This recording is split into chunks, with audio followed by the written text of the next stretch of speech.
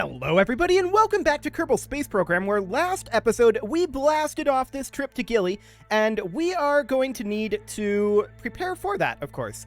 The best thing to do at this point is to gravity assist around the moon to exit the Kerbal system relatively efficiently. Maybe not like maximally efficiently, but relatively efficiently. So we'll just push out our apoapsis about like so. This is, it's going to impact the moon. Pretty sure. Yeah, that's going to impact. So we definitely don't want to do that necessarily, but we could do something kind of like... let's see here. Yeah. Something kind of like... The timing may not be perfect here. But let's see. Yeah, we're going to have to alter the timing. That's very clear at this moment. Bring that around like so, and then maybe a little extra prograde? That's close. That is an escape velocity, but it also is an impact velocity, so we don't really want that. We don't really want to, I think, do any radial here. I think we just need to change our timing. I think our timing is what's mostly wrong here at this moment. Let's see here. Yeah, I'm pretty sure this is just a timing issue.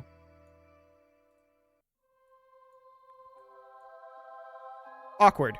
Very awkward. This might just be the current position that the moon is in, but I've never had this much trouble actually finding a slingshot trajectory before. Exciting. Very exciting indeed. We can do something like this and burn prograde at the periapsis. That's a potential option. Because by the time we get there, that'll be basically perfect for that. It won't be too much more delta V here. So we could do that, but I don't love it. I've not had to do that previously when looking for these, but see, that's an impact trajectory there. We can definitely get an escape velocity here, like this. But that impacts, and that doesn't appear to be a just timing issue either. Yeah, definitely not. So we're going to just need to bring this periapsis down as low as we're comfortable with going, which will be... Oh, that's moving very erratically. Okay. We'll want to pin this open and move our view over to be like here, where we can move it a little bit more finely. Cool. Something like this should do, and then we'll just burn prograde at this periapsis. I don't love it. I don't love it at all. It's very awkward. Going retrograde might end up being slightly better. Maybe. So we bring this down to around 11 kilometers. So something kind of like this. Okay. Well, we'll just prepare for this burn. It's not perfect by any means, but it'll do. I guess we can grab a gravity scan here. Cool. And we'll collect that data. And now we're slowly trying to rotate. Very, very slowly. Our tiny little reaction wheel is having a very hard time moving all of this. That's to be expected. Let's physics warp here. And we'll bring this on over. I want to grab this gravity scan. Oh, missed the gravity scan. Grasslands. Got it. Okay. There we go. We'll collect that. Fantastic. And we'll re-physics warp. There we go. And we're just going to have to burn a small amount of extra fuel, I think. It's not a huge deal. We can grab this gravity scan as well, and we will begin to warp. And grabbing the experiment storage unit here. Collecting that data. Cool. Okay, so how much electric charge do we have? 50? That should be fine. So we'll position here and get this burn underway. We need to head out. That's enough fiddling with trajectories for the time being. Cool. We should have started this burn a few seconds ago. Let's go. Cool. So this is a pure prograde burn here, of course. Although because we started it slightly late, it'll be fine. But it's going to be slightly awkward. I don't think it'll be a massive difference, to be honest. We would have to do a corrective burn anyway once we finish this burn. Basically, no matter what. So I think it's... Whoa, okay. Whoa, this thing is really, really having a hard time holding position there. Or not really holding position, but steering.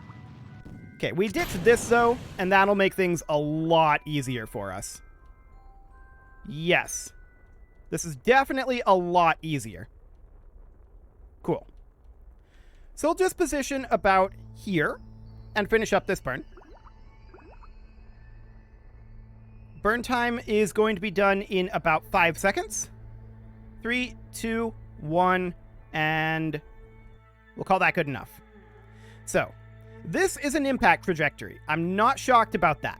We'll flip around to retrograde. And yeah, we're going to have to burn at the moon's periapsis a little bit, but it shouldn't be much. So this is still a fairly slow turn. We'll physics warp that. Coming around to retrograde here. Okay. And now we're just going to... That's interesting. I didn't expect that. We actually needed more prograde. That's wild. Sure. We'll hop around to prograde. I really, really didn't expect that. Okay. So back around to prograde here. We'll push this on out. And we'll bring the moon periapsis up to be about here. That'll do. And that's a decent gravity assist, but it's not great. At this periapsis, we are going to burn prograde, and that should end up... maybe not prograde, actually. Hang on. That's not doing what I expected it to do. That's basically a radial burn. Fascinating. So if we were to burn radial here, that's what I wanted it to do. Exciting. So this is basically no gravity assist at all. We don't want that min-miss encounter. Yeah, I think our timing is just mega awkward. It's okay. It's only 115 meters per second. We should have more than enough to make that happen. So it'll be fine. We'll just get this rotated around. We've got lots and lots of delta V here, so I'm not too concerned about that. We'll get this rotated around and prepare to start that burn. That is a kind of wild burn direction, though. I'm not going to lie. Things are kind of off the rails at this point, but we'll get there. It'll be fine. So we're going to warp. I guess we can grab this gravity scan. We just entered orbit over the moon, though. We unfortunately missed that magnetometer report. We can get it on the way back. So we'll grab the magnetometer report. Things are still loading in at the moon. Okay, magnetometer boom unspools. We'll keep that experiment, and we are going to collect all that data. We'll grab our gravity scan, and we will collect that data as well. We've already got quite a lot of data here, and we can see... Hang on. I just want to make sure... Yeah, this should be fine. We're not going to impact the moon, even though we're burning, like, directly at the moon. We shouldn't impact it. Okay. So, we are currently in space near, of course, and we're just going to warp forward a little bit here. 5, 4, 3, 2, 1, mark. Okay. So we're burning directly at the moon, and it feels really weird, but we're not going to impact the moon doing this. We hope. Yeah, we definitely shouldn't. Is that good enough? Yes, that is good enough. So that gives us an escape trajectory. It's an awkward escape trajectory, yes, but it is an escape trajectory nevertheless. So now we need to grab some more science if we can. Go ahead and interrupt time warp at this point. Can see here that we're currently going down. Now we're going back up. So we're over the Midlands here, and that's completely fine. We are hoping to run into some additional biomes here, but we'll see if that happens. Lowlands. Fantastic. We'll grab that gravity scan. This is going to be worth so much data, by the way. So much science coming out of this. It's absolutely ridiculous how much science we're going to get from this. So we're going to go into InSpace High soon. That's InSpace near the craters. We'll keep that and grab that. Each one of these is worth 60 science, remember. Well, it's not quite the full 60, but it's close. So we're going to go into InSpace High here soon. There we go. And we'll grab our gravity scan and our magnetometer report. Excellent. There we go. And we will collect all that data. And from here, we basically want to warp until we escape. So about here. Wait, there's different ones from InSpace High? I didn't actually realize that. I should have. But I didn't. So let's grab this here. Oh, we just switched over to the other sphere of influence. That's fine. I guess we missed some gravity data. It's okay. We'll grab our magnetometer report here. We'll be able to grab that data later, for sure. There's no doubt about that. We'll be gravity assisting around the moon in the future. So we are going to collect that data. Fantastic. And now we have all of the data from the Kerbal system that we're going to be getting. So at this point, we warp to our Kerbal escape. Well, maybe we don't, actually, because we've got all of this data here that we actually can still get. I keep forgetting that InSpace High has separate gravity scans per biome. So go ahead and stop the time warp. Okay, grasslands. Got it. What else do we have? We're going to go to 100x time warp for now. Okay, shores. Got it. Collect that. And what else do we have? Water. We've got that one already.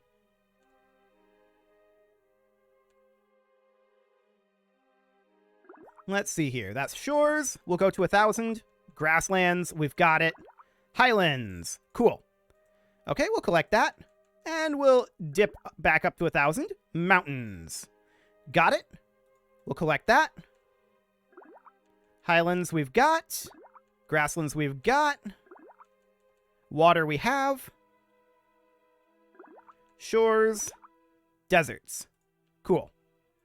And we'll grab that one. Water. Don't really care. Shores. Fine, whatever. Deserts we have.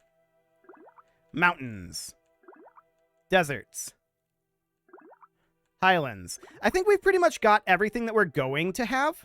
So let's go ahead and call that good. And we're just going to now warp over to here. There's a few that we're probably going to miss here.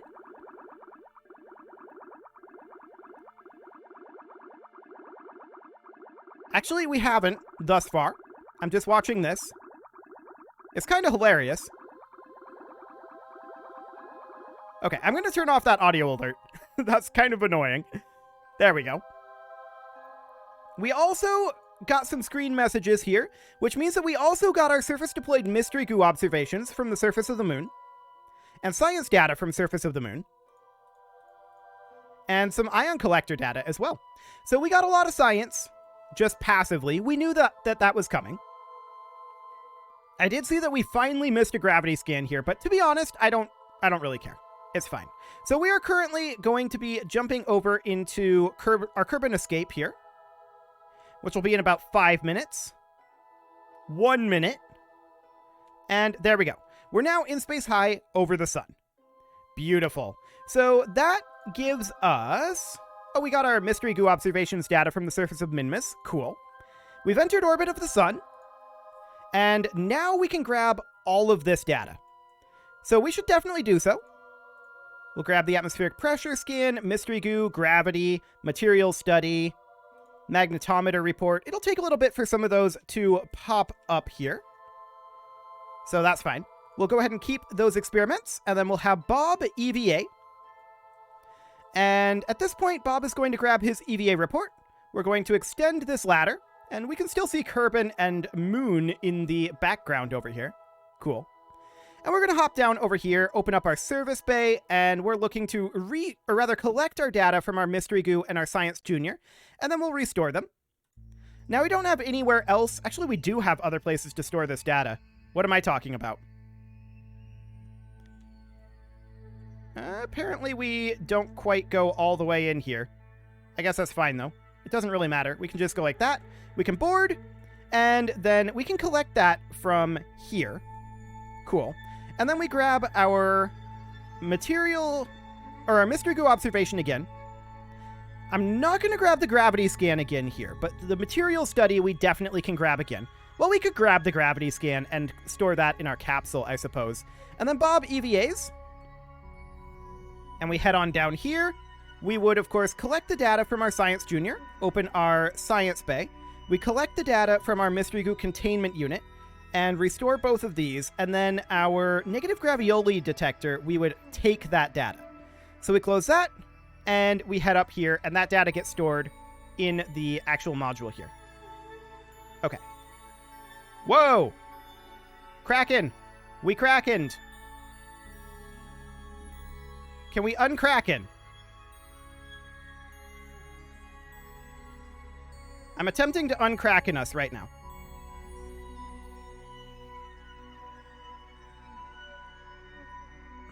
Okay.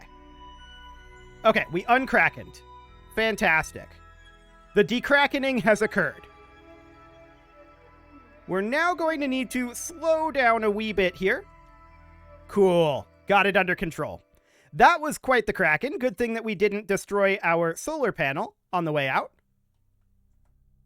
Gotta love physics Krakens. Bob pulled some G-forces there. I'm not gonna lie. He probably should be jelly at this point, but we're gonna hop in, and that is all good. So at this point, we of course need to set our target as being Eve. Our next move is at the descending node. We need to change our inclination here to match Eve's inclination, 2.1 degrees. Other direction. 3, 2, 1, and 0. That's only 330 meters per second. That is really not bad. I like it. So we're going to align for that. That burn is going to be in 99 days. So this is going to be a long-term mission. This is a deep space mission, after all. Oh, we have this ladder here. I intended to remove that ladder. Oh, well. Cool. So we'll position for this burn. And that burn, again, is going to be in 99 days. So we will need to tick on forward for that. Which we will do about now. Cool. So we're going to get a lot of these surface deployed observations. We performed the first spacewalk in orbit of the sun. And all of this science should get taken care of. Cool. Is that Jewel there? I think that might be Jewel. That's kind of huge. Is Jewel in that direction, like towards the sun from us? Jewel would be out over here. So no, that's actually, I think that's Eve that we're seeing there. I think that's Eve. That's our target. Would that smaller dot then be Gilly? That's the only thing that's in that correct axis. Surely we can't see Gilly with the naked eye from here. But there's a tiny little dot right here, like 1 pixel, that I think might be Gilly. Regardless, we need to start our burn in 20 seconds. So let's go ahead and do that. In 15 seconds. 10 seconds. Just warping ahead a tiny bit here. And burn. Cool. So we're going to have lots of delta V left here, of course. And the real question is, will we have enough to get back? I think we will. I suspect so. After all, this is a relatively basic jaunt to Gilly, right? We're not doing anything fancy. We're just stopping off at Gilly, grabbing our stuff there, and then coming back to Kerbal. Which Kerbal at this point is where from where we are? It is basically... Yeah, this is Kerbal here. Maybe this is actually Kerbal that we're seeing, now that I look at it. Yeah, that would make a lot more sense, actually. Kerbal is in the correct trajectory. So that would be Kerbal, and then this would be Moon. That makes a whole lot more sense. Okay, let's chase this node a little bit here. So something a bit more along the lines of this. We're having a bit of a hard time turning still, but that's to be expected at this juncture. That's probably good enough. Yes. Okay, so now we need to look for an Eve encounter. So, what would it look like if we went in over here? Not great. Not great is the answer. So instead, what if we went in over here?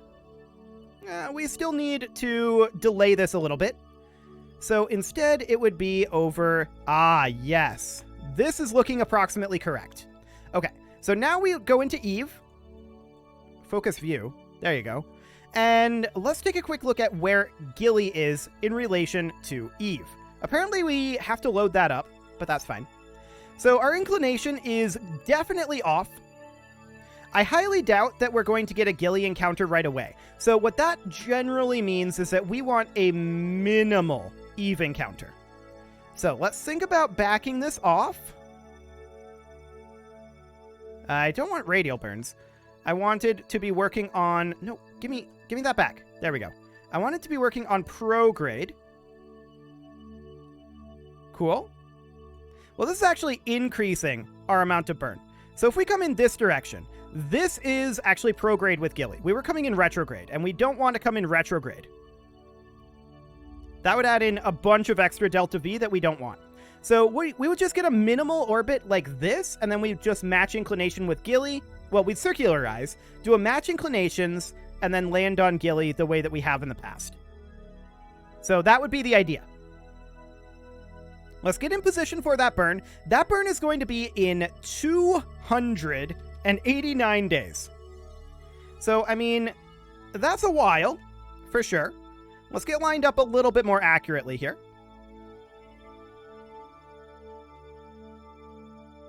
Okay. Come on. A little further. We're really having a hard time heading over to the left here. Vertical seems a lot easier, but there we go. We'll just position like that. And this is going to be a little bit of a time warp. So I'm going to pause the recording here, and we will be back right after we are ready for this burn. See you in a bit. And the warp is over, and we are about ready to commence this burn.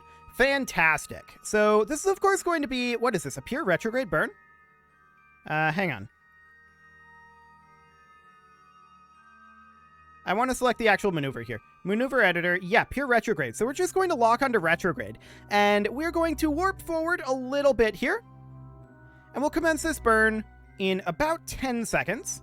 5, 3, 2, 1, mark. Cool. So this is, of course, going to be a pretty big retrograde burn. This is going to burn out roughly half of the fuel that we have in this tank here. So that'll be fine. And overall, this should be no real problem, because I'm still concerned. I'm always concerned about delta V, right? Because I don't actually run the numbers. I just go by gut. So I don't technically know whether we have enough delta V or not. But I'm pretty sure we do. So we'll just get this brake maneuver done. And we also could have run to, what's the moon of Duna named? Ike. We could have definitely run to Ike as well. That's maybe something that we do after this one for additional science. But we're going to be getting close to having our science maxed out, honestly, from this flight. This is going to be a lot of science, and we already got a lot from our surface deployed observations. And we're going to get a lot more from these surface deployed observations. It's going to be a huge deal in terms of science. So that's great. So we are, of course, doing our retrograde burn and looking for our encounter here. We want this to be an exceptionally minimal encounter so that we can efficiently do an inclination change. Another 40 seconds on this burn. So it's definitely a bit of a long burn. No doubt about that one. 30 more seconds of burn time. And looking at our current orbit, it's getting there. It's definitely getting there. Our thrust to weight over the sun is only 0.45, so that's not amazing, to be sure, but it's good enough. It's good enough. And our delta V numbers are still pretty good, considering we are going to be in the Eve sphere of influence, but Eve eats delta V like no other. Okay, this is good enough. We're not going to make any corrective burn. This'll do. So at this point, we're going to want to add a maneuver here, and that maneuver will be to simply circularize. So that's going to be another 600 meters per second. Let's bring this down to be actually circular. Even though the Gilly orbit is quite elliptical, we'll do something like that. And then we'll have to do an inclination change not too long after that, looks like, because the ascending node will be virtually here. This is where the ascending node will be, or descending, I'm not sure which, but one of those. Regardless, it is time to put a cut in here, so I'm going to go ahead and do that, and next episode, we will continue heading to Eve. You can leave your offerings to the engagement gods in the form of likes, comments, subscribes, and bell ringings. Oh, and we're going to have this time warp done by the time we get back, for the record. And a very special thank you to all of the channel members for making this video possible, including Casserole, ALS Gamer, Kentuin, James, Shadowwolf, MLohan80, Spartan News, Nick Smarty, Video Games Are Not Real, Dimitri H, Punching the Microphone, Unisil, Kadra, Rogue Corvid, and all the rest. And of course, you. Thank you for watching. If you'd like to support the channel, you can click the join button down below the video, and as always, I will see you all next time.